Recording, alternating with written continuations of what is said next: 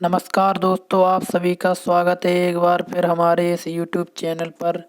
आज हम देखेंगे बीएससी मैथमेटिक्स थर्ड ईयर के paper first relativity and statistical physics अपेक्षिकता एवं सांख्यिकीय भौतिकी का चैप्टर फर्स्ट रिलेटिविटी रिलेटिविटी के एमसीक्यूज। रिलेटिविटी इसके एमसीक्यूज लेकर आया हूँ, जो कि आपके जो एग्ज़ाम होने वाला है बीएससी के लिए, उसमें ये आपके सीधे क्वेश्चन पूछे जा सकते हैं। तो इस वीडियो को ध्यान से देखिएगा और हमारे यूट्यूब चैनल को ज़रूर सब्सक्राइब कीजिए।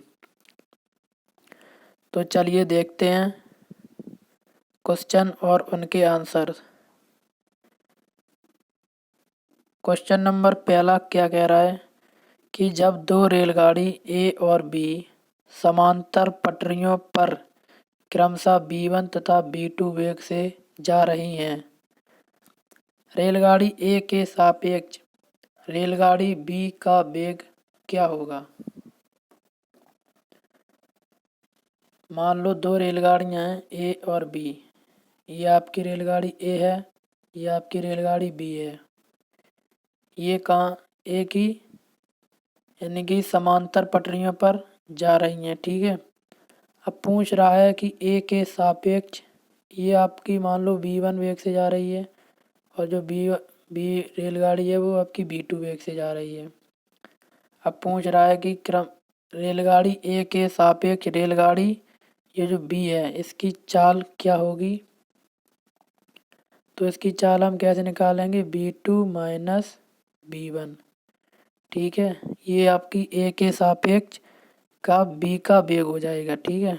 तो इस प्रकार option number D B2 minus B1 सही है। देखते हैं क्वेश्चन नंबर दूसरा। क्वेश्चन नंबर दूसरा कह रहा है एक प्रक्षेप्य गति दूसरे प्रक्षेप्य के सापेक्ष सदैव कैसी होगी। तो इसमें आपसे पूछा है कि एक प्रक्षेप गति दूसरे प्रक्षेप्य के सापेक्ष कैसी होगी। तो वो आपकी होगी सरल रेखीय, ठीक है। चलते हैं क्वेश्चन नंबर तीसरा। एक स्थिर क्षैतिज वेग से चलते हुए हवाई जहाज से एक पत्थर का टुकड़ा छोड़ा जाता है। पृथ्वी पर खड़े हुए प्रेक्षक को पत्थर का जो पथ है वो कैसा दिखाई देगा। तो ये आपको जो पत्थर पर प्रेक्षक मतलब कोई देख रहा है उस पत्थर को, तो उसको उसका जो पथ है यानी जो रास्ता है वो एक कैसा दिखाई देगा, परवलयाकार पैराबोलिक दिखाई देगा। इस प्रकार आपका ऑप्शन नंबर सी सही हो जाता है, ठीक है। चलते हैं देखते हैं क्वेश्चन नंबर चौथा। क्वेश्चन नंबर चौथा है समान वेग से चलते हुए हवाई जहाज से एक पत्थर गिराया जाता है। पायलट द्वारा देखा गया पत्थर का पथ क्या होगा। यानी कि जब एक आपका हवाई जहाज चल रहा था उससे एक हमने पत्थर गिराया और जो पायलट है वह पत्थर को देख रहा है, तो उसके द्वारा जो पत्थर का पथ है वो उसे कैसा दिखाई देगा। ऑप्शन ए परवलयाकार, ऑप्शन बी सीधी रेखा, या ऑप्शन सी अति परवलय, या आपका वृत्त का चाप के जैसा दिखाई देगा। तो ये आपका उस जो पायलट है उसे सीधी रेखा दिखाई देगा, ठीक है। चलते हैं क्वेश्चन नंबर 5 की तरफ। एक चलती हुई साइकिल के पहिए के किनारे पर स्थित कण का पथ जमीन पर स्थित प्रेक्षक को कैसा प्रतीत होगा। ऑप्शन ए वृत्ताकार, ऑप्शन बी परवलयाकार, ऑप्शन सी है सरल रेखीय, या ऑप्शन डी साइक्लोइडल। तो मान लो ये आपकी साइकिल का पहिया है, इस पर यहाँ मान लीजिए एक पार्टिकल है और आप इसको देख रहे हो ज़मीन से, तो ये आपको कैसा दिखाई देगा, साइक्लोइडल दिखाई देगा। तो चलते हैं क्वेश्चन नंबर 6 की तरफ। क्वेश्चन नंबर 6 क्या बोला, एक चलती हुई कार के पहिए की परिधि पर स्थित एक कण का पथ कार में बैठे हुए प्रेक्षक को दिखाई देगा। अब जब प्रेक्षक कार में बैठा है और वो देख रहा है तो उसे कैसा दिखाई देगा। मान लो ये आपकी क्या है, कार है, ये आपकी कार है, ठीक है। यहाँ पर एक आपका बैठा है चालक, गाड़ी चला रहा है, मान लो आप बैठे हो यहाँ पर और ये पार्टिकल है, तो आपको इसका जो पथ है वो ऐसा ही दिखाई देगा, सर्किल की तरह। तो इसका राइट ऑप्शन क्या हो जाएगा, ऑप्शन नंबर ए हो जाएगा, वृत्ताकार। चलते हैं क्वेश्चन नंबर 7 की तरफ। क्वेश्चन नंबर 7 क्या है, भौतिक विज्ञान के मूल नियम जिन फ्रेमों में एक जैसे होते हैं वो क्या कहलाते हैं। ऑप्शन ए घूर्णन फ्रेम कहलाते हैं, ऑप्शन बी जड़त्वीय फ्रेम, ऑप्शन सी है त्वरित फ्रेम, या ऑप्शन डी पृथ्वी से जुड़े फ्रेम। तो जिन फ्रेम्स में भौतिकी के मूल नियम जैसे कि न्यूटन के जो 3 नियम हैं वो न्यूटन के नियम और ये आदि जो नियम है वो अगर अपरिवर्तित हैं तो वह जो आपका वो फ्रेम होगा वो कैसा होगा, जड़त्वीय फ्रेम होगा, ठीक है। चलते हैं क्वेश्चन नंबर 8 की तरफ। क्वेश्चन नंबर 8 है आपका, जड़त्वीय निर्देश फ्रेमों में ऑप्शन ए बोल रहा है न्यूटन का नियम लागू होता है, ऑप्शन बी प्रत्येक फ्रेम एक दूसरे के सापेक्ष नियत वेग से गति करता है, ऑप्शन सी है भौतिकी के सभी नियम समान प्रकार से व्यक्त किए जा सकते हैं, या उपयुक्त सभी कथन सत्य हैं। तो जड़त्वीय निर्देश फ्रेम में आपके न्यूटन के जो नियम होते हैं वो लागू होते हैं, सही है। और प्रत्येक फ्रेम एक दूसरे के सापेक्ष नियत वेग से गति भी करते हैं, और आपके भौतिकी के सभी नियम समान प्रकार से व्यक्त किए जा सकते हैं। इस प्रकार ऑप्शन नंबर डी उपयुक्त सभी कथन सही हो जाएंगे। चलिए देखते हैं क्वेश्चन नंबर 9। क्वेश्चन नंबर 9 है, जड़त्वीय निर्देश फ्रेम वे होते हैं जिनमें स्वतंत्र कण गति करता है, जिनमें एक जो पार्टिकल है वो कैसे गति करता है, रेखीय पथ पर अचर चाल से, ऑप्शन बी है रेखीय पथ पर चर चाल से, ऑप्शन सी है वक्र पथ पर अचर चाल से, ऑप्शन डी है वक्र पथ पर चर चाल से। तो आपका 9 का ऑप्शन नंबर ए सही हो जाएगा, रेखीय पथ पर अचर चाल से गति करते हैं। देखते हैं क्वेश्चन नंबर 10। तो आपका क्वेश्चन नंबर 10 क्या बोल रहा है, एक जड़त्वीय निर्देश फ्रेम के लिए निम्न में क्या नियत रहता है। ऑप्शन ए स्थिति नियत रहती है, ऑप्शन बी वेग, ऑप्शन सी है त्वरण, या ऑप्शन डी कोणीय वेग। ये आपका आगरा में 2004 में पूछा गया क्वेश्चन है, बीएससी में। तो एक जड़त्वीय निर्देश फ्रेम के लिए निम्न में से कौन सा नियत रहता है। तो जड़त्वीय फ्रेम के लिए आपका जो एक्सीलरेशन वो आपका कांस्टेंट रहता है। इस प्रकार ऑप्शन नंबर सी सही हो जाएगा, त्वरण। देखते हैं क्वेश्चन 11 क्या बोल रहा है, वाय निर्देश फ्रेम जिसमें सभी दिशाओं में प्रकाश की चाल 3 × 10⁻10 मीटर प्रति सेकेंड से होती है कहलाता है। सूर्य, पृथ्वी, जड़त्वीय।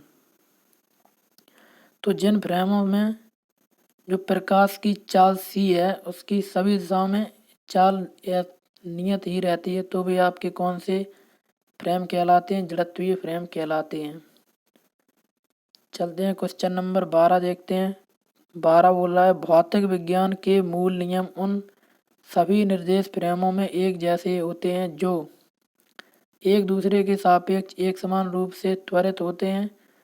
ऑप्शन बी है एक दूसरे के सापेक्ष एक समान कोणीय वेग से घूर्णी होते हैं, ऑप्शन सी है एक दूसरे के सापेक्ष एक समान वेग से गतिमान होते हैं, या ऑप्शन डी है इनमें से कोई नहीं।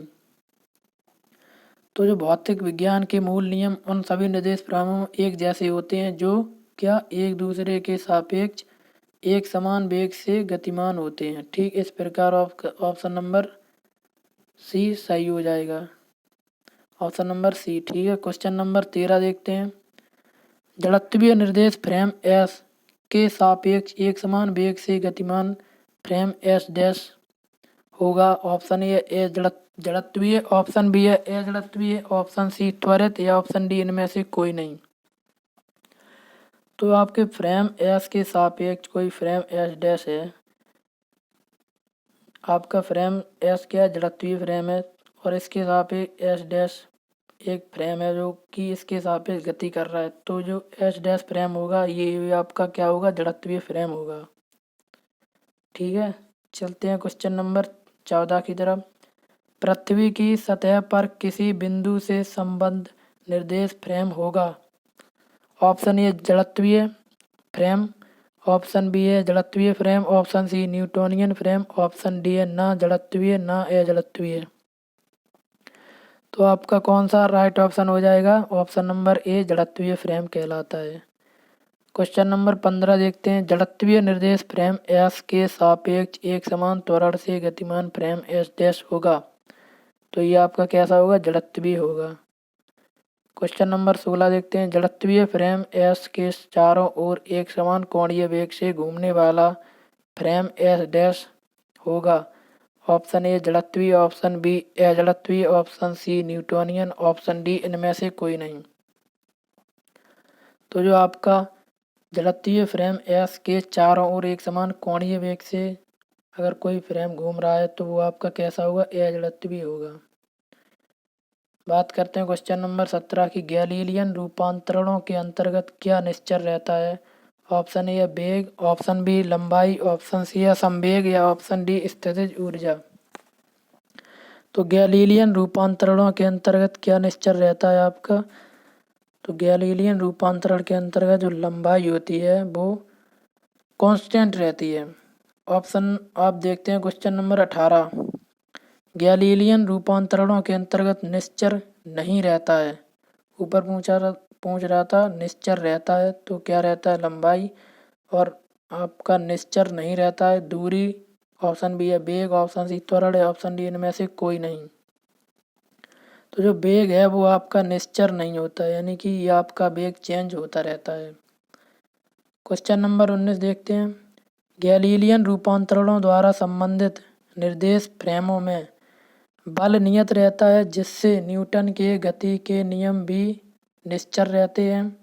संवेग संरक्षण नियम निश्चल रहता है, ऊर्जा संरक्षण का नियम निश्चल रहता है, या उपयुक्त सभी कथन सत्य हैं। तो आपके गैलीलियन रूपांतरणों में ये सभी आपके जो ऊपर के कथन हैं वो सभी सही होते हैं। ठीक है, क्वेश्चन नंबर 20 देखते हैं। क्वेश्चन नंबर 20 है। गैलीलियन निश्चलता के अनुसार संवेग संरक्षण का नियम कहता है कि यदि कुछ कण एक दूसरे से टकराते हैं तो उनका कुल संवेग टक्कर के पहले और टक्कर के बाद समान रहता है, जबकि टक्कर कैसी होनी चाहिए, तो आपकी टक्कर प्रत्यास्थ और अप्रत्यास्थ दोनों होनी चाहिए। चलते हैं क्वेश्चन नंबर 21 की ओर। यदि किसी फ्रेम के सापेक्ष सभी दिशाओं में प्रकाश की चाल c हो तो इस फ्रेम के सापेक्ष नियत वेग से गतिमान अन्य जड़त्वीय फ्रेम में प्रकाश की चाल गैलीलियन रूपांतरणों के अनुसार क्या होगी। तो इसका ऑप्शन नंबर डी सही हो जाएगा, सी से कम या अधिक कुछ भी हो सकती है। ठीक है, ये थे रिलेटिविटी के कुछ ऑब्जेक्टिव एमसीक्यूज। अगर आपको वीडियो अच्छा लगा हो तो आप कमेंट बॉक्स में बताइएगा, तो हम हमने आपको इस पार्ट में कितने आपके 21 एमसीक्यूज करवाए हैं। अगर आप लोग कहेंगे तो हम इसके कम से कम आपको 80 से 90 सवाल ऑब्जेक्टिव करवा देंगे। तो आप लोग बताइएगा कमेंट बॉक्स में। अगर वीडियो अच्छा लगा हो तो वही है कि चैनल को सब्सक्राइब कीजिए और वीडियो को लाइक कीजिए बस। तो चलिए मिलते हैं नेक्स्ट वीडियो में, जब तक के लिए पढ़ते रहिए और तैयारी करते रहिए।